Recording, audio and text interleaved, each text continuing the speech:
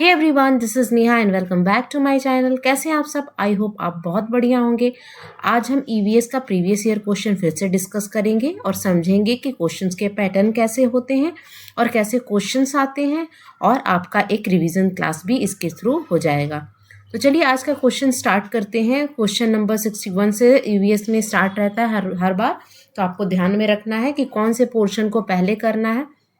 देखिए, जो आपका स्ट्रांग रहे ना उसको आप सबसे पहले कीजिए। अगर आपका ईवीएस स्ट्रांग है तो आप ईवीएस को पहले करिए। देखिए, पहले शुरुआत अच्छा होता है ना, तो आपका माइंड बहुत सही रहता है और बहुत अच्छे से एग्जाम आपका निकल जाता है। तो जो पोर्शन आपका अच्छा है, अगर आपका सीडीपी अच्छा है तो आप पहले सीडीपी को करना स्टार्ट करिएगा। अगर आपका ईवीएस अच्छा है तो ईवीएस स्टार्ट कीजिएगा। इससे क्या होगा कि आगे के क्वेश्चन जो होंगे वो आपको अच्छे से समझ में आते जाएंगे, है ना। शुरुआत में ही कोई ऐसा सेक्शन आप उठा लीजिएगा जो कि आपको डिफिकल्ट लगा, तो उससे क्या होगा ना, फिर आपका पूरे टाइम एग्जामिनेशन में आपका माइंड जो है वो डिस्टर्ब रहता है। तो इसलिए इस चीज़ को पक्का ध्यान में रखिएगा एग्जामिनेशन देने से पहले। और आज हम डिस्कस करते हैं ईवीएस का क्वेश्चन, जो कि 61 नंबर क्वेश्चन से स्टार्ट है। ठीक है, चलिए पहला क्वेश्चन हम पढ़ेंगे। In EVS syllabus structured around 6 theme, plant animal have consequently been included in theme family and friends. All of the following could be cited as the reason for this inclusion except one. Which one is that? है ना। देखिए, क्या यहाँ इस question में ये पूछ रहा है कि जो पर्यावरण अध्ययन है ना, पर्यावरण अध्ययन है, उसमें बहुत 6 थीम दी गई है। फैमिली एंड फ्रेंड्स, क्या है, plant, animal, travel, shelter, things we can make and do. ये सब जो थीम्स है, ये सब क्यों दी गई है ना, उसका कौन सा रीज़न नहीं होना चाहिए थीम्स को देने के पीछे। तो ये 4-5 रीजंस दिए हुए हैं, उनमें से जो रीज़न नहीं होगा उसको आपको सेलेक्ट करना है। अब देखिए, यहाँ पे एक्सेप्ट वन बोला है, तो इस चीज़ पर भी आपको फोकस करना है। एक्सेप्ट वाले शब्द को, वर्ड को, ओनली वाले को, इन सब चीज़ों पे आप फोकस करेंगे, तब जाके आपका क्वेश्चन बहुत अच्छे से सॉल्व होगा, है ना। आपको ध्यान देना है कि आखिर क्वेश्चन में पूछ क्या रहा है। ठीक है, पहला ऑप्शन बोल तो help student to locate plant and animal in a social and cultural context. बिल्कुल सही है। बच्चों को क्या करना, बच्चों को लोकेट कराना, बच्चों को बताना कि प्लांट एंड एनिमल हमारे सोशल एंड कल्चरल कॉन्टेक्स्ट से कैसे रिलेटेड है ना। To highlight how human share a close relationship with each other, है ना। कैसे ह्यूमन जो है और प्लांट है, एनिमल है, कैसे सब एक दूसरे पे इंटरडिपेंडेंट है, कैसे सबका जो रिलेशनशिप है, जो रिश्ता है, वो एक दूसरे से कितना घनिष्ठ संबंध है, उस चीज़ को दर्शाने का पर्पस है। तीसरा है to highlight how lives and livelihood of a some community are closely connected with the specific animal and plant.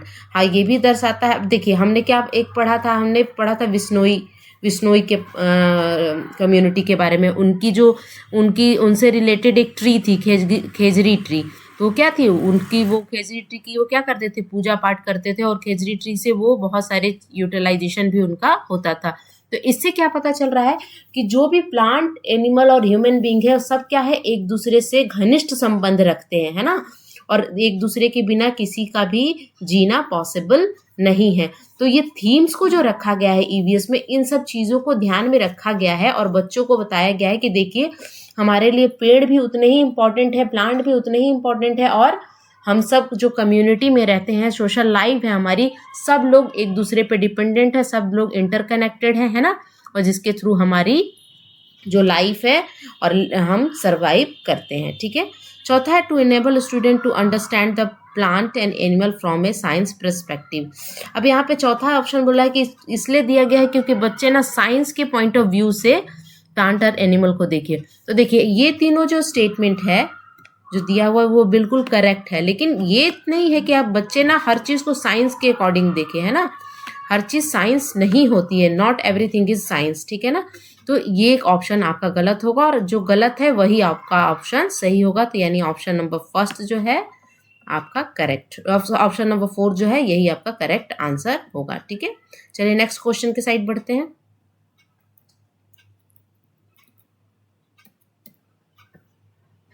The purpose of survey in A teaching learning in EVS, EVS में teaching learning का जब सर्वे करते हैं वो किस लिए use होता है ना, किस पर्पस, सर्वे का क्या यूज है। To provide opportunity to interact with community, बिल्कुल सही, अपॉर्चुनिटी प्रोवाइड करता है कि हम कम्युनिटी के साथ क्या कर सके, इंटरैक्ट कर सके, है ना। To make children sensitive to different people, है ना, बच्चों को विभिन्न लोगों के प्रति संवेदनशील बनाना, ये भी बिल्कुल सही है, ठीक है। To provide an opportunity to collect information first hand, ये भी सही है कि हमको इन्फॉर्मेशन क्या हो, सूचना के प्रत्यक्ष प्राप्त करने के अवसर प्रदान करना, ठीक है। चौथा है to use an opportunity for assessment, assessment के लिए, ठीक है ना, तो ये भी सही है। सर्वे से हम असेसमेंट भी कर सकते हैं, हमको अपॉर्चुनिटी मिलती है इन्फॉर्मेशन कलेक्ट करने में, हमें क्या मिलती है, हम सेंसिटिव बनते हैं लोगों के प्रति, है ना, हम इंटरैक्ट करते हैं कम्युनिटी एंड सोसाइटी से, तो ये सर्वे से ये चारों चीज़ें फुलफिल होती हैं। तो इसलिए ऑप्शन नंबर 1 आपका करेक्ट होगा, जिसमें चारों ऑप्शन आएंगे A, B and C and D, ठीक है। चलिए नेक्स्ट क्वेश्चन के साइड बढ़ते हैं।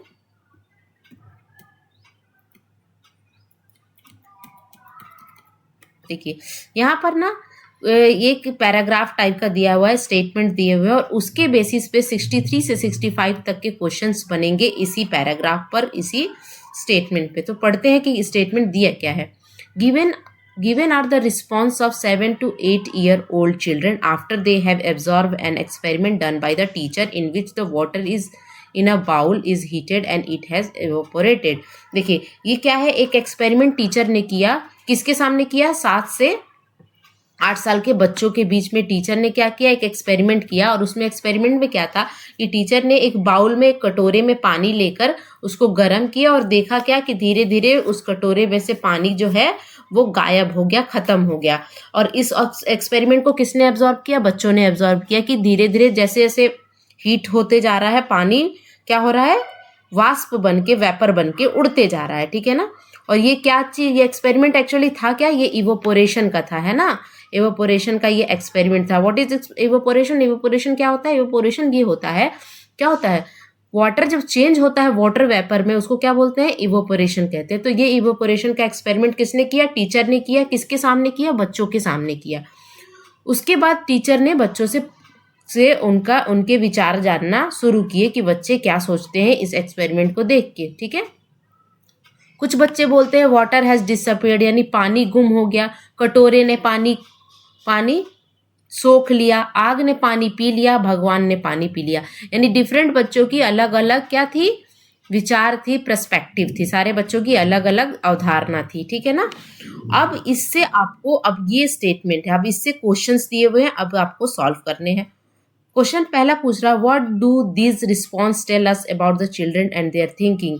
ये उत्तर जो है बच्चों के और उनके विचारों के बारे में क्या बताते हैं। ये बच्चे अलग अलग तरह के, कुछ बच्चों ने ये वाले पहले स्टेटमेंट को बताया कि पानी जो है वो क्या हो गया, गुम हो गया। किसी बच्चे ने बोला कि पानी को कटोरे ने पी लिया, सोख लिया। कोई बोला आग ने पानी पी लिया, किसी ने बोला भगवान ने पानी पी लिया। सब बच्चे अलग अलग अपने एक्सपीरियंस पे, अपने अपने थिंकिंग के अनुसार बताया। तो आपको बताना है कि वो इनकी थिंकिंग किस तरह की थी। चिल्ड्रन रिस्पॉन्स आर इलॉजिकल, बच्चों की थिंकिंग इलॉजिकल है, बिल्कुल गलत है। बच्चे की थिंकिंग इलॉजिकल नहीं है। Children thinking is incorrect. अब थिंकिंग को आप इनकरेक्ट नहीं कह सकते हैं, क्योंकि बच्चे अपने पर्सपेक्टिव में इस क्वेश्चन का आंसर दिया है उन्होंने। Children can not make good observation, नहीं बच्चों ने, देखिए गुड ऑब्जर्वेशन कैसे नहीं आप कह सकते, बच्चों ने ऑब्जर्व तो किया है, उन्होंने देखा है कि पानी क्या हुआ है, धीरे धीरे खत्म हो गया, डिसअपियर हो गया, भाप बन के उड़ गया है। Children have alternative idea about the evaporation. हाँ देखिए ये बिल्कुल सही है कि बच्चों की थिंकिंग कभी गलत नहीं होती है। हाँ उनके क्या हो, अल्टरनेटिव कंसेप्शन होते हैं, अल्टरनेटिव आइडिया, जिसको हम नाइव थ्योरी के नाम से भी जानते हैं, कि बच्चे कभी गलत नहीं होती। हाँ वो अपने एक्सपीरियंस के अकॉर्डिंग, अपनी सोच के अकॉर्डिंग वो अपने आंसर इन्होंने दिया, और उन्होंने उनका अलग अलग, उनका क्या था, उनका आइडिया था, अलग अलग अल्टरनेटिव आइडिया था इवोपोरेशन को लेके। तो ये आपका ऑप्शन नंबर 4 जो है वो सही हो जाएगा, ठीक है। अब इसी पैसेज से रिलेटेड, इसी स्टेटमेंट से रिलेटेड दूसरा क्वेश्चन ये है कि what should the teacher deal with this response. अब बच्चों ने अलग अलग रिस्पॉन्स दिए, सबका रिस्पॉन्स सेम नहीं था, सबने अपनी अपनी थिंकिंग के अनुसार दिया, तो टीचर को कैसे डील करना है इस रिस्पॉन्स से। Show the standard water cycle chart. Water cycle chart को दिखा के आप क्या शो कर लोगे, कैसे बच्चे को समझाओगे। आपको बच्चे को समझाना है कि एक्चुअली हुआ क्या वहां पे, what is the reason behind it. ठीक है, give the definition of the evaporation and ask the children to memorise. देखो मेमोराइजेशन तो करना ही नहीं है, एनसीएफ एकदम बैन करता है साइंस एंड ईवीएस टीचिंग में कि आपको मेमोराइजेशन नहीं करना, आपको क्या करना है, हैंड ऑन एक्सपीरियंस करना है ना, रियल लाइफ एक्सपीरियंस करना। मेमोराइजेशन को तो बैन करता है। Initiate a discussion to revisit their idea. हाँ, ये बिल्कुल सही ऑप्शन लग रहा है कि डिस्कशन को इनिशिएट करना, स्टार्ट करना है ना, उनके विचारों तक पुनः पहुंचने के लिए एक चर्चा आरंभ करना, बताना है कैसे कैसे धीरे धीरे उनको समझाना है कि नहीं ये ऐसे नहीं, इस तरह से होगा, ऐसे पानी जब गर्म होगा, ये क्या होता है, ये डे टू डे लाइफ में हमारे होता है। आप ऑब्जॉर्व करोगे कि नदियों का, तालाबों का पानी धीरे धीरे सूखता है, वो क्यों सूखता है, इस तरह की बातें डिस्कशन करोगे।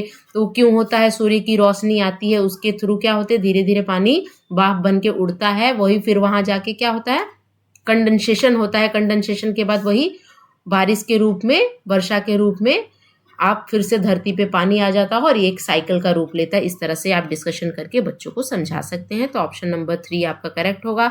तो ऑप्शन नंबर 4 भी देख ले, tell the student that they are wrong. ये तो बिल्कुल नहीं कि बच्चों को आप सीधे यही बोल दोगे सीधे सीधे कि आप रॉन्ग हो, ये अपने बच्चों को समझाना है ना, कि किस तरह से ये प्रोसेस होता है। ठीक है, डे टू डे लाइफ में। नेक्स्ट क्वेश्चन हम देखेंगे, which of the following an example of the question assessing divergent thinking of a children on the topic of evaporation। देखिए आपको बताना है कि कौन सा ऐसा क्वेश्चन है जो कि बच्चे की डाइवर्जेंट थिंकिंग पर फोकस करता है, बताता है कि बच्चे की थिंकिंग जो है इससे डाइवर्जेंट थिंकिंग निकल के बाहर आएगी। अब उससे पहले आपको पता होना चाहिए कि व्हाट इज डाइवर्जेंट थिंकिंग, यानी डाइवर्जेंट थिंकिंग क्या होती है। देखिए डाइवर्जेंट थिंकिंग जो होती है वो दो टाइप की होती है, एक होती है कन्वर्जेंट थिंकिंग और दूसरी होती है डाइवर्जेंट थिंकिंग। कन्वर्जेंट थिंकिंग में बच्चे ना एक क्वेश्चन के एक ही आंसर दे सकते हैं ना, यानी सोच जो होगी वो लिमिटेड होगी, आंसर जो होगा वो लिमिटेड होगा। लेकिन डाइवर्जेंट थिंकिंग जो होता है वो ओपन एंडेड होता है। ओपन एंडेड का मतलब क्या होता है कि बहुत सारे मल्टीपल आंसर निकल सकते हैं, अलग अलग तरीके से सोचना है ना। डाइवर्जेंट थिंकिंग का मतलब ही होता है कि अलग अलग तरीके से सोचना है ना। तो यहाँ पर आपको कौन से क्वेश्चन में ऐसा लग रहा है कि बच्चे जो हैं वो की अलग अलग थिंकिंग निकल के आएगी, डाइवर्जेंट थिंकिंग आएगी, है ना। तो what will happen if there is no water cycle. Option number बोल रहा है कि बच्चे इस वाले क्वेश्चन से उनकी डाइवर्जेंट थिंकिंग निकल के आएगी। क्या होगा जब हमारे वाटर साइकिल नहीं होगा, तब क्या होगा, है ना। दूसरा क्वेश्चन पढ़ते हैं, list step in A sequence of water cycle. Water cycle का स्टेप्स लिख देना है। ये क्या है, कन्वर्जेंट थिंकिंग है। ये सारे बच्चे एक ही तरह से सोचेंगे। वाटर साइकिल का जो स्टेप है वो तो फिक्स है कि पहले क्या होगा, इवोपोरेशन होगा, इवोपोरेशन के बाद कंडेंसेशन होगा, कंडेंसेशन के बाद प्रेसिपिटेशन होगा। इस तरह के बच्चे क्या बोलेंगे, इस तरह के सारे बच्चे एक तरह से आंसर देंगे, सबके आंसर क्या होंगे, अलग अलग नहीं होंगे। तो ये किस पर फोकस करता है, कन्वर्जेंट थिंकिंग पर। Draw and level water cycle, diagram बना देंगे, ये भी कन्वर्जेंट थिंकिंग पर है कि बस एक डायग्राम बना देंगे, इससे थिंकिंग ओवर के तो नहीं आएगी। 5 एडवांटेज ऑफ वाटर साइकिल, ये भी क्या है, कन्वर्जेंट थिंकिंग का है।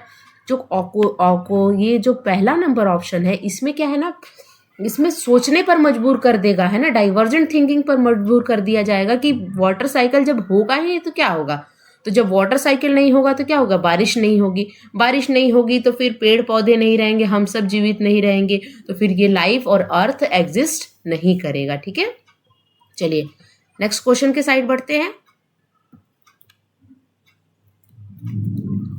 Which of the following are the neighboring state of Jammu and Kashmir, यानी जम्मू एंड कश्मीर के नेबरिंग स्टेट के बारे में बताना है, पड़ोसी राज्य कौन होंगे।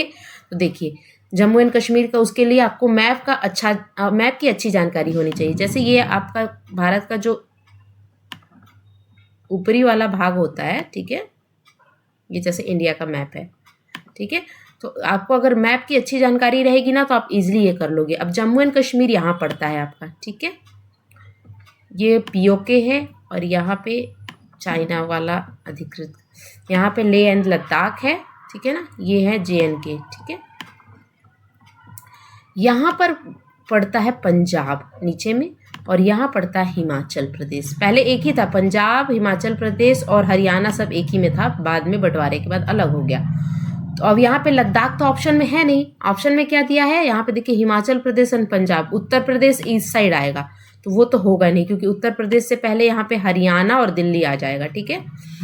उत्तराखंड एंड राजस्थान, उत्तराखंड भी इधर होगा, राजस्थान इधर होगा, तो ये तो होगा नहीं, ठीक है।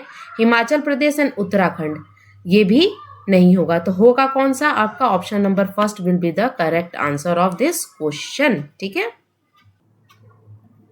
तो ये जो ऊपर वाला पार्ट हो गया, ये हो गया आपका पंजाब एंड हिमाचल प्रदेश, और यही आपका करेक्ट आंसर होगा कि neighbouring state of Jammu and Kashmir will be Himachal Pradesh and Punjab, ठीक है। नेक्स्ट क्वेश्चन के साइड बढ़ते हैं।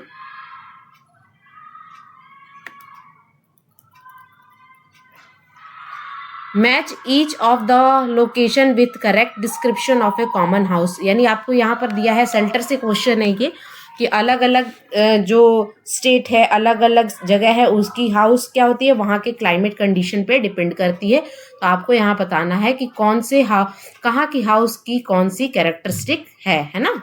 चलिए देखते हैं।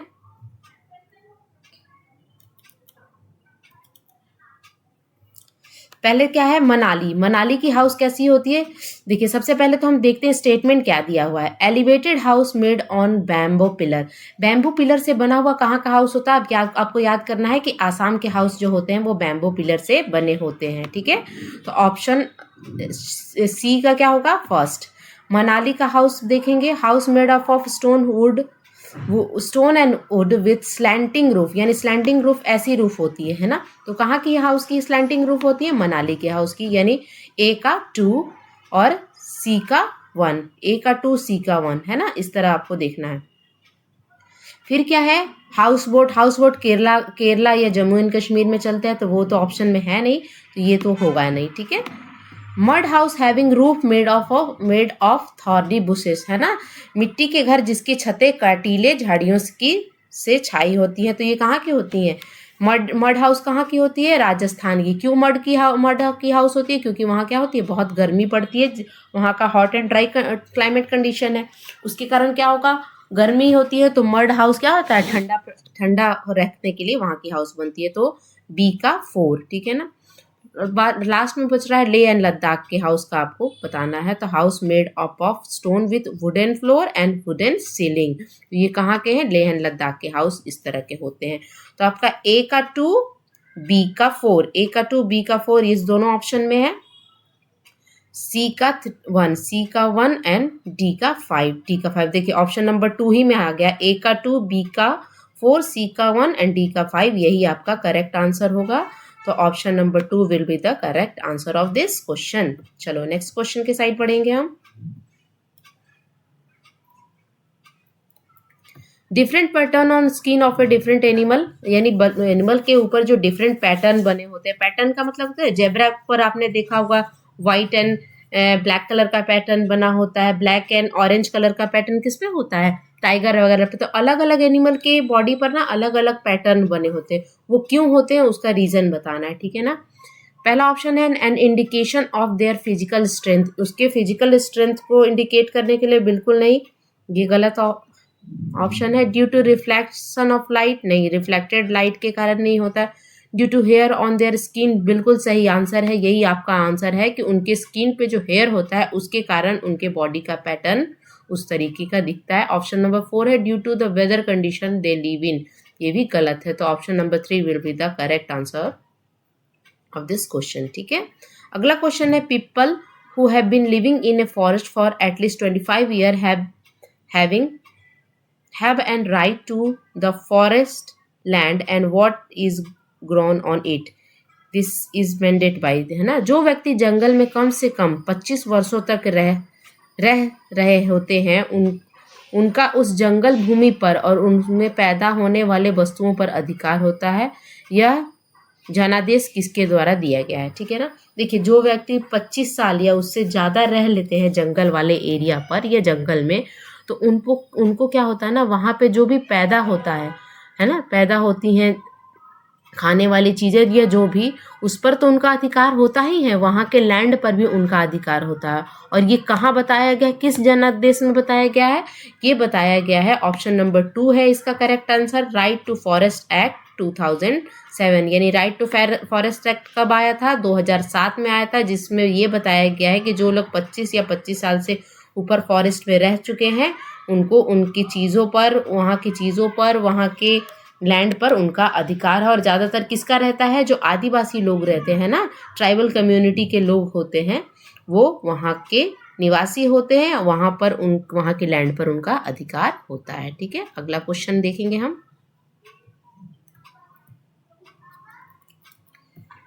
Which of the following is a set of disease spread by the mosquito? यानी मच्छर द्वारा काटे जाने पर कौन सी डिजीज होती है? तो मलेरिया, HIV एड्स, डेंगू। देखिए मलेरिया एंड डेंगू तो होगा, HIV एड वायरस से होता है। ठीक है, HIV कॉलरा डेंगू ये भी नहीं होगा। तीसरा ऑप्शन है dengue, malaria and chikungunya. Chikungunya ये तीनों जो हैं ये तीनों मच्छर के काटने से होते हैं, याद रखिएगा, डेंगू, मलेरिया एंड चिकनगुनिया। ठीक है ना, तो ये मच्छर के काटने से होते हैं। ठीक है,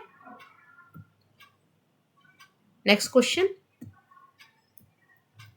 पीचर प्लांट के बारे में दिया है जिसको नेफेथीज कहते हैं ना, it is found in India. इसके बारे में आपको बताना है कि कौन से ऑप्शन सही हैं। Found, it is not found in India है ना, ये इंडिया में नहीं पाया जाता है, बिल्कुल गलत, ये मेघालय में पाया जाता है, तो ये ऑप्शन रॉन्ग हो गया। ठीक है ना। Cleverly trap and eat frog insects and mice, हाँ ये बिल्कुल सही है कि वो बहुत ही चालाक होता है और क्या करता है, पकड़ लेता है किसको और खा लेता है फ्रॉग को, इंसेक्ट्स को एंड माइस को यानी चूहे को। Emit sound of high pitch to attract animal, ये गलत बात है, साउंड को इमिट नहीं करता है, एक डिफरेंट टाइप्स ऑफ एक अट्रैक्टिव स्मेल होती है, उसको ये क्या करता है, स्प्रेड करता है, फैलाता है, जिससे क्या होती है बहुत सारे इंसेक्ट्स वगैरह या और भी जो जीव जंतु होते हैं ना उसके पास करीब आ जाते हैं और उसको फिर वो क्या पे पिचर लाइक शेप होता है। पिचर प्लांट का कैसा होता है, ऐसे पिचर लाइक यानी जग शेप का होता है ना, जग शेप का होता है। और जैसे ही क्या होता है ना, कोई भी आके यहाँ पर बैठते हैं इंसेक्ट्स वगैरह इसके स्मेल के कारण, तो वो इसको ऐसे टैप कर लेता है, बंद कर लेता है और वो उसको क्या करता है, खा लेता है। तो इसीलिए पीचर प्लांट को और हम क्या बोलते हैं, इंसेक्टिवोरस प्लांट भी कहते हैं। और हमारे देश में ये कहाँ मिलता है, मेघालय में मिलता है। ठीक है ना। तो चौथा ऑप्शन है it has mouth cover with टिनी hook, ये भी गलत है, तो ऑप्शन नंबर 2 आपका करेक्ट आंसर हो जाएगा। ठीक है ना, तो इसका आंसर क्या होगा, ऑप्शन नंबर 2। वो क्लेवर क्या करता है, मेढक, कीड़े मकोड़े और चूहों को चालाकी से फंसाकर खा जाता है। ठीक है,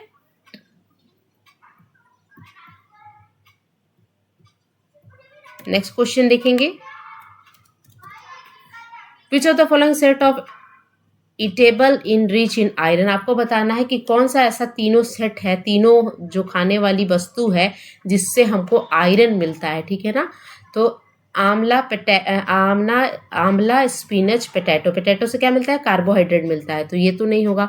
दूसरा ऑप्शन है आंवला, पोटैटो, टमाटो, फिर इसमें पोटैटो आ गया तो इससे तो हमें आयरन मिलता नहीं है। तीसरा है कैबेज, ओकरा, ओकरा किसको कहते हैं, भिंडी को बोलते हैं। ठीक है ना, एंड जैगरी, जैगरी से तो मिलता है, कैबेज एंड ओकरा से नहीं मिलता। चौथा है आंवला, स्पिनच एंड जैगरी, यही आपका करेक्ट आंसर होगा कि आंवला से भी हमको, स्पिनच से और जैगरी यानी गुड़ से, स्पिनच यानी साग, आंवला, तीनों से आपको क्या मिलता है, तीनों से आपको आयरन मिलता है। जिससे क्या होता है, आयरन किस लिए जरूरी है, आयरन जरूरी है,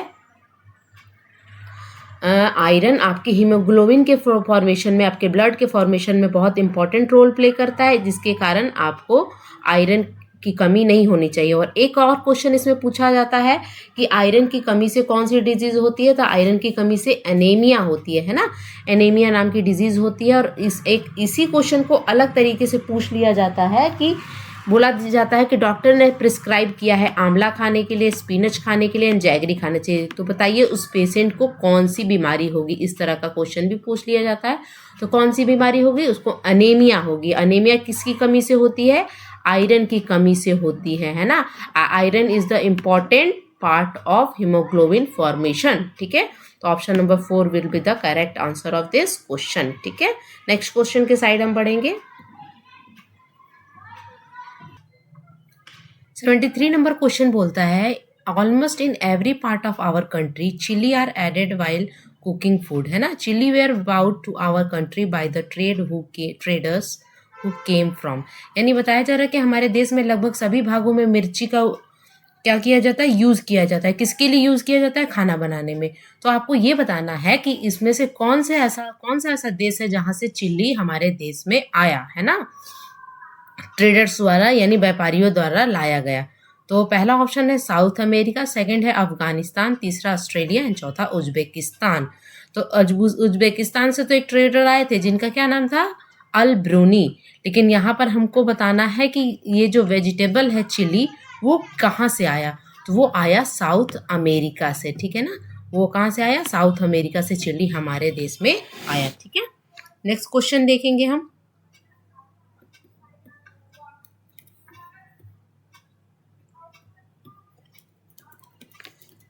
which of the following bird make it nest among the Thrones of A cactus plant, यानी निम्नलिखित में से कौन सी पक्षी कैक्टस पौधे के कांटों के बीच अपना घोंसला बनाता है? तो कौन बनाता है?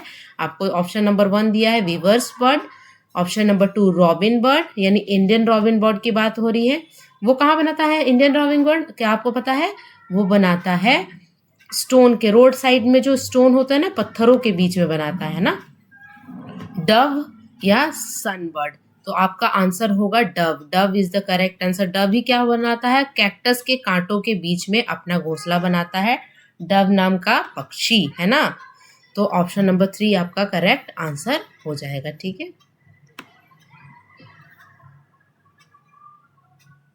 नेक्स्ट क्वेश्चन देखेंगे हम। Read the following description of an animal and identify it, है ना। आपको एक पशु के बारे में कुछ बातें बताई गई हैं, आपको बताना है कि वो पशु कौन है ना। It's look like a bear but it is not. It spend almost 17 hours a day sleeping while hanging upside down on a tree branches. It eat the leaves of the same tree on which it lives for about 40 year, यानी यह भालू जैसा दिखता है पर भालू नहीं है। यह दिन में लगभग 17 घंटे सोता है ना, और उसी ट्री के पत्तियों को खाता है जिस पर वो रहता है। और इसका जो पूरा लाइफ साइकिल है, जो मतलब लाइफ साइकिल नहीं कह सकते हैं, पूरा जो इसका जीने का जो आयु है वो क्या है? 40 साल है। तो ये कौन है? तो आपको ये पूरा एकदम ये पूरा स्टेटमेंट दिया हुआ है एनसीईआरटी में कि ये क्या है? ये चिंपैंजी नहीं है, ये पांडा नहीं है, ये क्या है? ये स्लोथ है, जो कि अपसाइड डाउन यानी उल्टा लटकते हैं, है ना। क्या है? ये उल्टे लटके हुए रहते हैं। और ये 17 घंटे 24 घंटे की एक पूरी दिन होती है ना, तो उसमें से ये 17 घंटा सोते हैं और उसी ट्री के, उसी पेड़ के पत्तियों को खाते हैं जिस पे ये रहते हैं, है ना। और उनकी आयु कितनी है? 40 साल है। और वो क्या करते हैं? पत्तियों को खाते हैं। और वो क्या करते हैं? एक पेड़ पर कितने दिन रहते हैं? शायद मे बी ये 5 साल तक रहते हैं ना। चलिए, तो कुल मिला के ये 8 पेड़ों को बदलते हैं, ये एनसीईआरटी में दिया हुआ है। तो आंसर नंबर 75 का आंसर कौन सा होगा? 3 होगा, ठीक है। नेक्स्ट क्वेश्चन हम देखेंगे अब।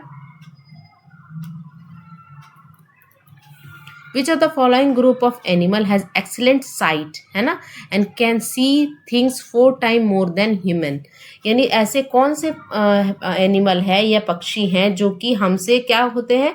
4 गुना ज़्यादा देख सकते हैं, और उनकी जो एक्सीलेंट साइट है यानी उनकी देखने की क्षमता बहुत ही ज़्यादा अच्छी है।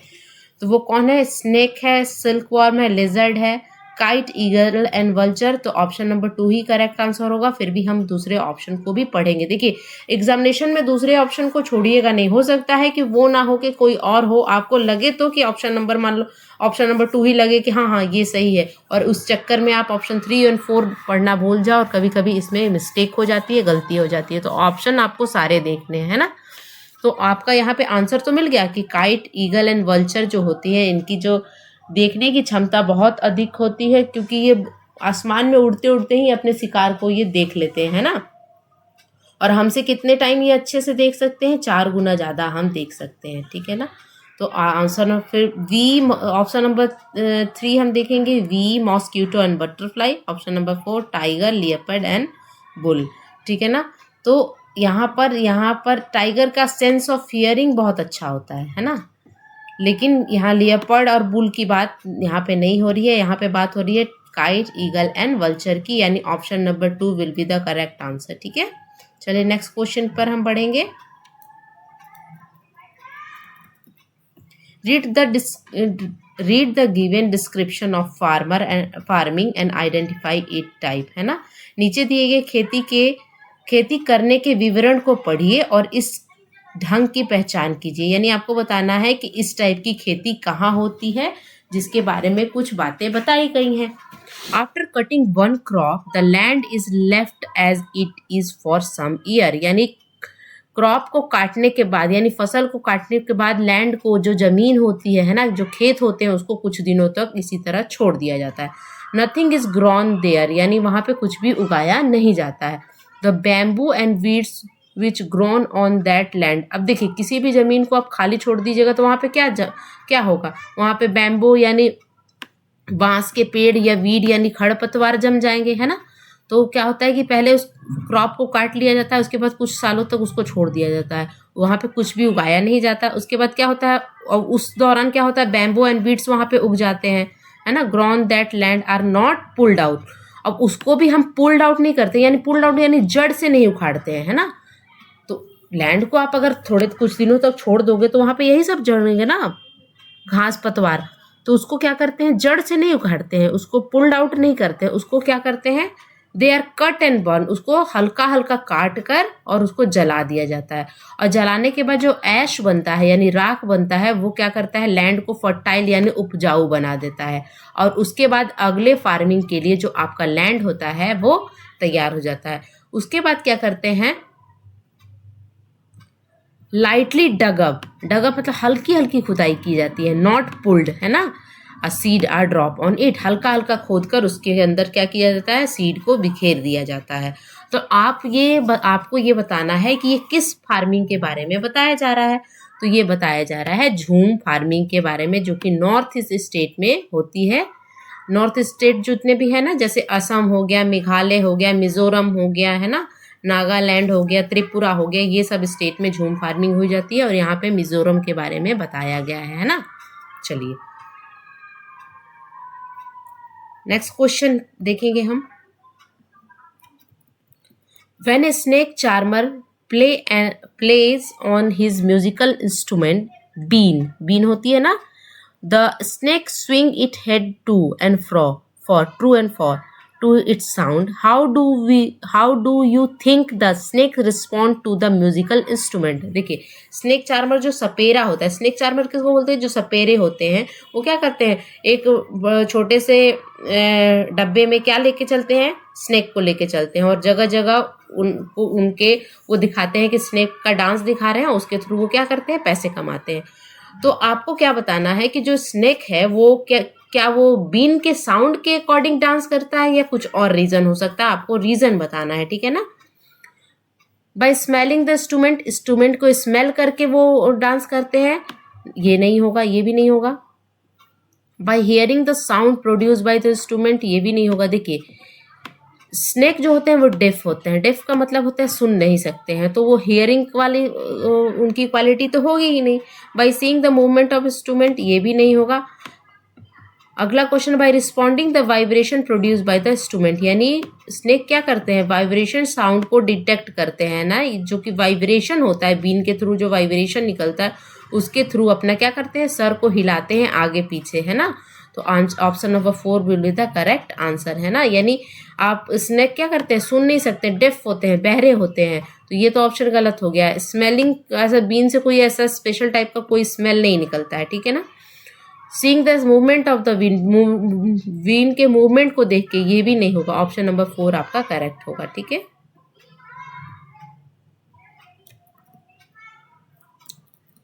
अगला है, a family is a unit consist of mother, father and there 2 children, this statement is, देखिए अब ये स्टेटमेंट दिया है, आपको बताना है कि इसमें ये कितना हद तक सही है, अगर सही है तो क्यों सही है, गलत है तो क्यों गलत है, ठीक है ना। पहला ऑप्शन बोल रहा है incorrect, because there are many kind of family and one can not classify family as being of only one kind, ये बिल्कुल सही है कि देखिए इंडिया में क्या है ना, डिफरेंट टाइप्स ऑफ फैमिली है, तो यहाँ पर एक फैमिली के बारे में बताया गया है कि फैमिली उसी को कहते हैं जिसमें मदर रहते हैं, फादर रहते हैं और उनके 2 बच्चे रहते हैं। ठीक है ना, तो ये तो स्टेटमेंट सही है। ठीक है, अगला आगे भी पढ़ते हैं। Correct, since there is an ideal family size, ये गलत है कि इसी फैमिली को आइडियल फैमिली साइज कहेंगे। ठीक है ना, ये गलत है। Correct, because this is what all Indian family are like, सारे इंडियन फैमिली ऐसे ही हैं, बिल्कुल गलत। इंडिया में न्यूक्लियर फैमिली भी है और जॉइंट फैमिली भी है। जॉइंट फैमिली में कौन रहते हैं? आपके कजन्स, भाई बहन रहेंगे, आपके अंकल आंटी, चाचा चाची, फादर मदर, ग्रैंड पेरेंट, दादा दादी सब रहते हैं, वो होती है जॉइंट फैमिली। और न्यूक्लियर फैमिली कौन रहती है? जहाँ पे फादर मदर और आपके उनके बच्चे रहते हैं। तो 2 टाइप ऑफ फैमिली बताई गई है हमारे इंडियन पॉइंट ऑफ व्यू से, Indian context point of view से। तो यहाँ पर एक ही फैमिली के बारे में बताया जा रहा है, तो ये तो ऑप्शन गलत हो कि इंडियन फैमिली ही ऐसी होती है। नहीं, इंडियन फैमिली एक और होती है जो कि जॉइंट फैमिली होती है। Incorrect, because the statement should be specify the children are biologically, ये भी गलत है। यहाँ से इससे इस स्टेटमेंट से कोई रिलेशन नहीं रखता है। ऑप्शन नंबर फर्स्ट देखिए सही है। क्यों सही है अब इसको देखेंगे। इनकरेक्ट है ना, ये स्टेटमेंट इनकरेक्ट है इसलिए कि क्योंकि हमारे यहाँ पे सिर्फ न्यूक्लियर फैमिली के बारे में बताया जा रहा है, लेकिन हमारे इंडिया में जॉइंट फैमिली का भी कॉन्सेप्ट है जो कि बहुत अच्छा माना जाता है। ठीक है ना, और आप क्लासिफाई नहीं कर सकते कि हमारे यहाँ एक ही फैमिली है। तो ये आपका ऑप्शन नंबर फर्स्ट आपका करेक्ट ऑप्शन हो जाएगा। ठीक है, digestive juice in stomach of a human being is dash and aid in digestion of food. ठीक है ना, डाइजेस्टिव जूस जो स्टमक में डाइजेस्टिव जूस होता है, ठीक है ना, जिसके थ्रू क्या होता है आपका डाइजेशन अच्छे से हो पाता है।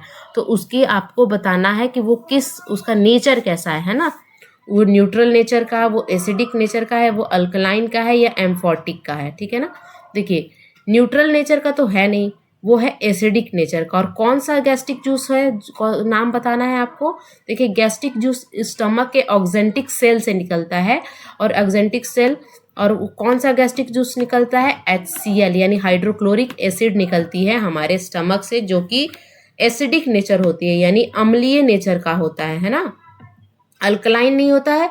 और एम्फोटिक का मतलब है कि दोनों के बीच का है ना, तो वो कैसा होता है? एसिडिक नेचर का होता है हमारा गैस्ट्रिक जूस।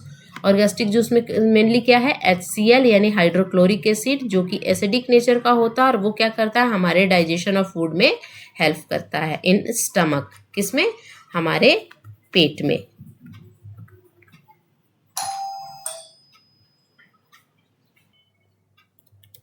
चलिए नेक्स्ट क्वेश्चन देखेंगे हम। A teacher of class 3rd asked children to classify leaves of a following tree plant into a different group: lemon, mango, basil, mint, neem, banana, etc. Some students classify leaves with a medical value and leaves without medical value.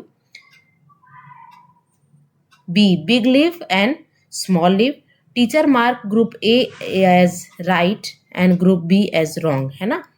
Teacher ने क्या किया कि कुछ student जो हैं वो क्या किए? क्लासिफाई किए। मतलब यहाँ पे एक बार और हम पढ़ेंगे कि कक्षा 3 के एक शिक्षक ने अपने बच्चों को निम्नलिखित पेड़ों और पौधों की पत्तियों को विभिन्न वर्गों में वर्गीकृत करने को कहा, जैसे नींबू, आम, तुलसी, पुदीना, नीम, केला आदि।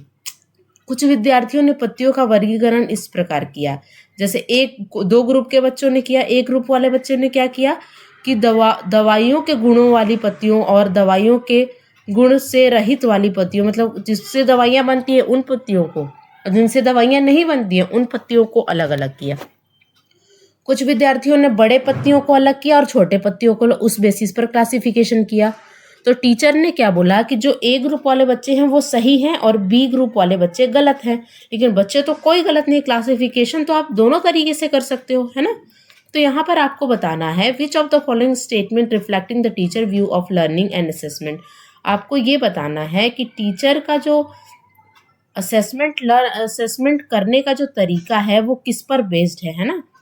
तो पहला है children being multiple perspective in a classroom which is to be appreciated. ठीक है, अब यहाँ पर टीचर का पॉइंट देखना है कि वो किस बेसिस पर बच्चों का लर्निंग एंड असेसमेंट कर रहा है। Children can use multiple way of depending upon their experience. Classification task is very specific and structured and there is one right answer. देखिए टीचर का मतलब है, टीचर किस बेसिस पर बच्चों का आकलन कर रहा है। टीचर का ये मानना है कि जो क्लासिफिकेशन का जो तरीका जो है वो क्या है, स्पेसिफिक है और स्ट्रक्चर्ड वे में होता है और एक ही आंसर हो सकता है। लेकिन यहाँ पे टीचर रॉन्ग है ना, टीचर ने सिर्फ एक आंसर को ही सही बताया दूसरे बच्चे, लेकिन बच्चे यहाँ पर दोनों सही हैं। देखिए ट्री का, किसी भी लीफ का क्लासिफिकेशन तो आप ऐसे भी कर सकते हो ना कि ये लीफ लॉन्ग है और ये लीफ शॉर्ट है, इस तरह भी तो बड़े लीफ को एक साइड और छोटे लीफ को एक साइड, इस तरह भी तो क्लासिफिकेशन करो। तो गलत यहाँ पे दोनों ग्रुप में से कोई भी बच्चे नहीं है, लेकिन टीचर यहाँ पर गलत है। टीचर ने एक ग्रुप को सही बता दिया और दूसरे ग्रुप, तो टीचर किस बेसिस पर उनका आकलन किया, तो टीचर ने ये सोचते हुए आकलन किया। ये आपको आंसर बताना था कि टीचर का यहाँ पे व्यू क्या था, टीचर की यहाँ पे थिंकिंग क्या थी कि बच्चे को एक को सही बता दिया और एक को गलत, तो यहाँ पर ये आपका सही होगा। अगर यहाँ पर ये पूछा जाता है कि बच्चे इस तरह का क्लासिफिकेशन क्यों कर रहे हैं, तो आपका ऑप्शन नंबर जो होता सेकंड सही होता।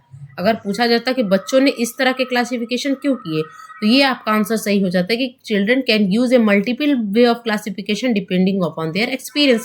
बच्चे क्लासिफिकेशन किस तरह कर रहे थे, अपने एक्सपीरियंस के बेसिस पे कर रहे थे। लेकिन यहाँ पे क्वेश्चन पूछ रहा है कि टीचर ने ये क्यों कहा कि आप ए ग्रुप वाले सही हैं और बी के, क्योंकि टीचर की थिंकिंग इस तरह की थी इसलिए। ठीक है ना, तो यहाँ पे ऑप्शन नंबर 3 आपका करेक्ट आंसर होगा। ठीक है, नेक्स्ट क्वेश्चन हम देखेंगे।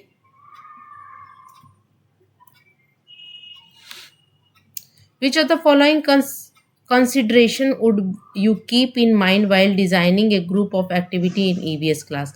EVS क्लास में आप ग्रुप एक्टिविटी को डिज़ाइन करने के टाइम आप कौन सी चीज़ों पर फोकस करेंगे, किस चीज़ों पर ध्यान देंगे? तो ऑप्शन नंबर ए क्या बोल रहा है, engage the interest of children. बिल्कुल सही है, बच्चे के इंटरेस्ट को क्या करेंगे, देखेंगे कि बच्चे उस इंटरेस्ट पर हैं, एंगेज्ड हैं कि नहीं। Appealing equally to boy and girl, हाँ इक्वलिटी पर तो आपको ध्यान देना ही होगा कि गर्ल एंड बॉय क्या है, दोनों इक्वल है, तो ये भी सही हो गया, ये भी सही होगा। यूज़ एक्सपेंसिव मटेरियल, बिल्कुल गलत है, एक्सपेंसिव मटेरियल का यूज़ नहीं करना है। ठीक है, appeal children to all religious and cultural background, सारे बच्चों को आप अपील करोगे चाहे वो किसी भी रिलीजन से हो, किसी भी कल्चरल बैकग्राउंड से हो, है ना। तो option number A, B and D आपका सही होगा। और किस में है, ए एंड बी फर्स्ट ही ऑप्शन में है, यानी फर्स्ट ऑप्शन आपका करेक्ट आंसर हो जाएगा। ठीक है,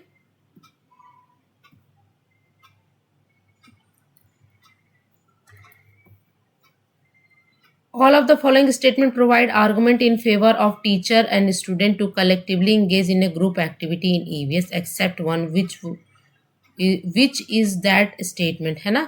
यानी निम्नलिखित सभी कथन पर्यावरण अध्ययन में सामूहिक रूप से क्रियाकलापों में संलग्न शिक्षकों और विद्यार्थियों के पक्ष में तर्क प्रस्तुत करते हैं, केवल एक कथन को छोड़कर, है ना। तो आपको देखना है कि कौन सा ग्रुप एक्टिविटी जो हो रहा है टीचर और स्टूडेंट के बीच में, उसमें से कौन सा एक ऐसा है जो गलत है। ठीक है ना, ऑप्शन 1 है children run more by talking and discussing with each other, बिल्कुल सही है। बच्चे कैसे सीखते हैं, ग्रुप में, यानी कोलैबोरेटिव एंड कलेक्टिव लर्निंग में बच्चे ज़्यादा सीखते हैं, ये तो सही होगा। आपको गलत खोजना है ना। Children show marked improvement in score because of group activity, देखिए स्कोर के लिए ग्रुप एक्टिविटी नहीं होती है कि मार्क्स अच्छे आए, है ना। मार्क्स पे फोकस नहीं करना है आपको, क्या करना है, यानी यहाँ पे क्या है, परफॉर्मेंस ओरिएंटेशन पे फोकस नहीं करना है। 3 टाइप्स ऑफ ओरिएंटेशन होता है ना, मास्टरी ओरिएंटेशन, परफॉर्मेंस ओरिएंटेशन और फेलियर अवॉइडेंस। तो यहाँ पे स्कोर के लिए नहीं करना है आपको, क्या करना है, अंदर से मोटिवेटेड रहना सीखने के लिए। तो ये ऑप्शन गलत होगा, यही आपका आंसर सही होगा। फिर भी हम अगले ऑप्शन को ज़रूर पढ़ेंगे।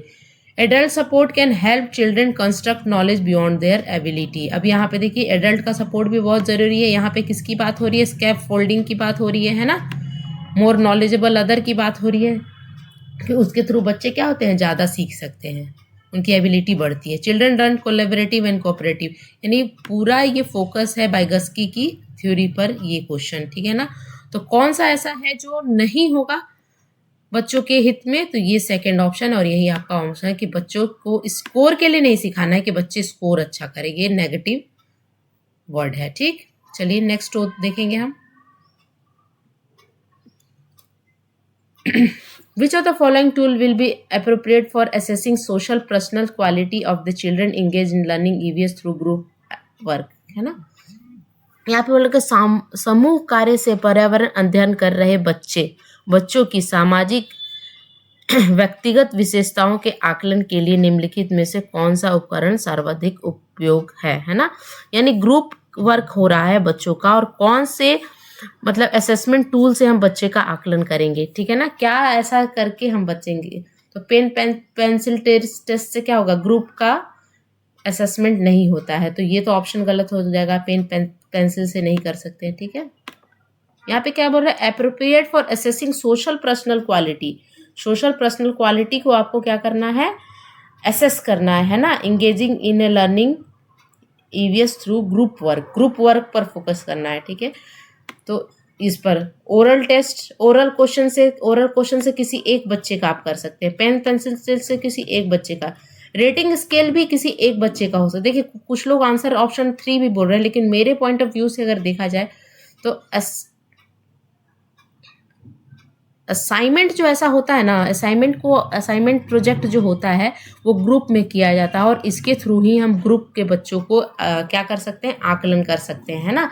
तो मेरे ख्याल से तो आंसर 4 होना चाहिए, लेकिन कुछ लोग आंसर रेटिंग स्केल भी बताते हैं, तो इसको आप थोड़ा सा देख लेना। देखिए रेटिंग स्केल क्या होता है, बच्चे को एक लिमिटेड एरिया होती है, या होता है पुअर, बैड, वेरी गुड इस तरह की रहती है, और आपको बताना है कि बच्चा इन सब में से किस में एग्जिस्ट कर रहा है। तो किसी एक इंडिविजुअल बच्चे का आप कर सकते हैं, ग्रुप ऑफ बच्चे का नहीं कर सकते। ग्रुप ऑफ बच्चे का किस में कर सकते हैं, असाइनमेंट के थ्रू कर सकते हैं।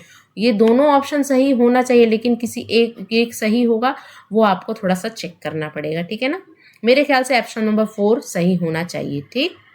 चलिए आगे बढ़ते हैं।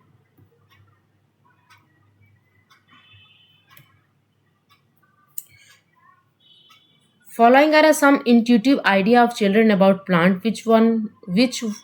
Which of them is scientifically correct? देखिए बच्चों की ये सब आइडिया है, और आपको बताना है कि साइंटिफिकली यानी है ना, वैज्ञानिक दृष्टि से बच्चों की कौन सा विचार जो है वो सही होगा। आपको बच्चों के विचार, ये अलग अलग बच्चों के विचार है, तो आपको बताना है कि वैज्ञानिक दृष्टि से यानी साइंटिफिकली कौन सा स्टेटमेंट सही होगा। कुछ बच्चे बोलते हैं seed are not a part of plant, correct, carrot and cabbage are not plant. कुछ बच्चे बोलते हैं grass is not a plant, और सम बच्चे बोलते हैं कि सम वेजिटेबल आर फ्रूट। तो ये देखिए वैज्ञानिक दृष्टि से बिल्कुल सही है कि कुछ जो वेजिटेबल होते हैं वो क्या होते हैं, फ्रूट होते हैं, कुछ सब्जियां क्या होते हैं, फल होते हैं ना। अब देखिए आप ब्रिंजल ले लो, ब्रिंजल क्या है, किसी प्लांट का वो फल है, लेकिन किस लिए यूज करते हैं हम, एज ए वेजिटेबल सब्जी बनाने में यूज करते हैं।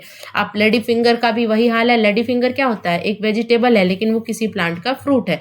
तो इस तरह से ये ऑप्शन जो होगा वो साइंटिफिकली करेक्ट होगा ऑप्शन। अब हम क्वेश्चन नंबर 86 देखेंगे।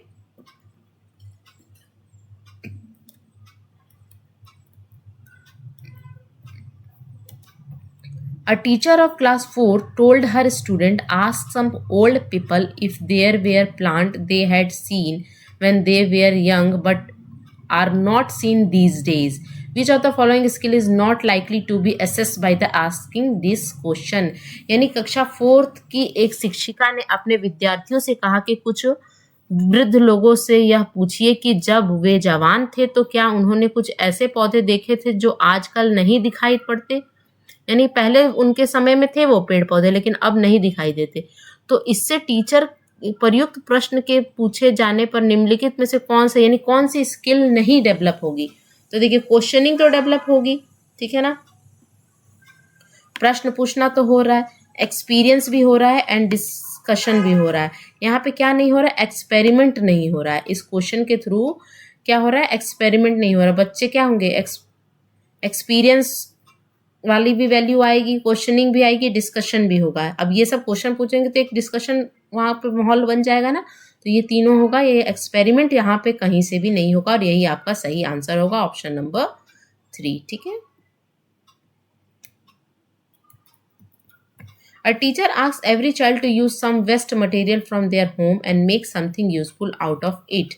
The pedagogical intention of the teacher is not to, है ना। आपको बताना है कि एक शिक्षक प्रत्येक बच्चों को अपने घरों की रद्दी सामग्री से कुछ उपयोगी वस्तुएं बनाने को कहता है। शिक्षक का शैक्षिक अभिप्राय नहीं है। इससे क्या कौन सा पॉइंट है जो नहीं सूट करता पढ़ाई से रिलेटेड? तो जज the best student in the class, यही ऑप्शन मेरे को गलत लग रहा है, फिर भी हम आगे पढ़ेंगे। Develop creativity among the children, बिल्कुल सही है। देखिए, रेस्ट फॉर द बेस्ट नाम की एक टॉपिक आती है, हमेशा बच्चों में आ जाती है कि क्या कहते हैं कि बची हुई चीज़ों से कुछ अच्छी चीज़ें बनाना, यूज़ वाली चीज़ें बनाना, तो ये क्या है, एक क्रिएटिव का वर्क है ना। तो इससे तो पेडोलॉजिकल पॉइंट ऑफ व्यू है। Make children understand the concept of recycle reuse, यानी 3R के कॉन्सेप्ट को बताने का भी पर्पस है टीचर का, ये भी सही होगा। ठीक है, ये भी सही होगा। इसमें आपको बताना है कि कौन सा नहीं होगा टीचर का purpose. Organise an exhibition of the best article made out of waste, ये भी होगा। यानी कौन सा नहीं होगा, जज करना। आप किसी भी स्टूडेंट को जज नहीं कर सकते हैं ना, क्योंकि देखिए हर बच्चों में क्या होता है, इंडिविजुअल डिफरेंसेस होता है। मैं बार बार बोलती हूँ, हर बच्चे की अलग अलग क्वालिटी होती है। कुछ बच्चे क्या होते हैं, पढ़ने में अच्छे होते हैं, तो कुछ बच्चे म्यूजिक में अच्छे होते हैं, कुछ बच्चे आर्ट एंड क्राफ्ट में अच्छे होते हैं। तो आप किसी बच्चे को आप जज करने के लिए ये आप काम नहीं दे सकते हो। तो ऑप्शन नंबर फर्स्ट ही जो होगा वो पेडागोजिकल इंटेंशन नहीं है टीचर का। ठीक, नेक्स्ट क्वेश्चन के साइड हम पढ़ेंगे।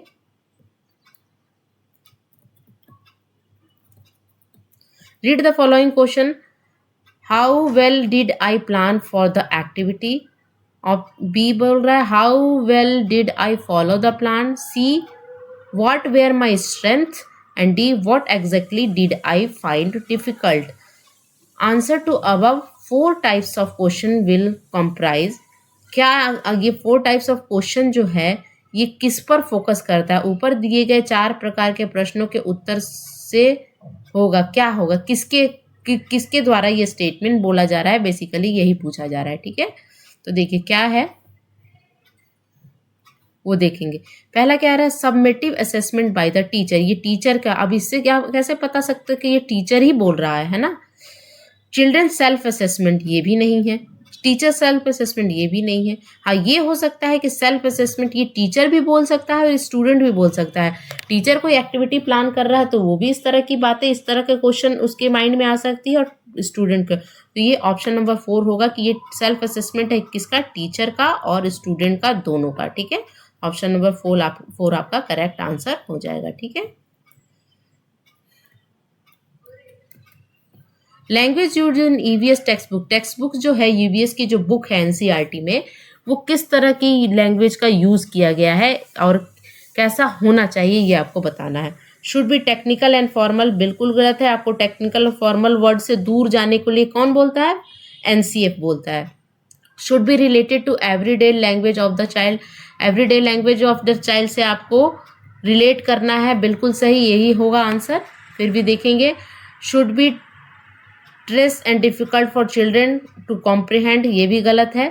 Children should be formalised and emphasise on definition से दूर जाने को एनसीएफ कहता है, ये नेगेटिव वर्ड है। तो option number B will be the correct answer कि बच्चे की दिन प्रतिदिन की भाषाओं से संबंध होना चाहिए ईवीएस की लैंग्वेज और ईवीएस की बुक का लैंग्वेज। ठीक है,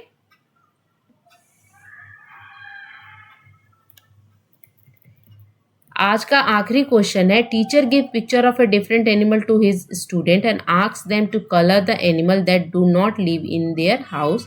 the objective of this activity is to develop, यानी एक शिक्षक अपने विद्यार्थियों को विभिन्न पशुओं के चित्र देता है और उन पशुओं पर रंग भरने को कहता है जो हमारे घरों में नहीं रहते हैं। इस क्रियाकलाप का क्या उद्देश्य है? तो पहला है क्रिएटिविटी, दूसरा है ऑब्जर्वेशन, तीसरा है classification skill and data collection. देखिए, रंग भरना क्या हो गया, अच्छी तरीके से रंग भरना यानी क्रिएटिव वर्क हो गया।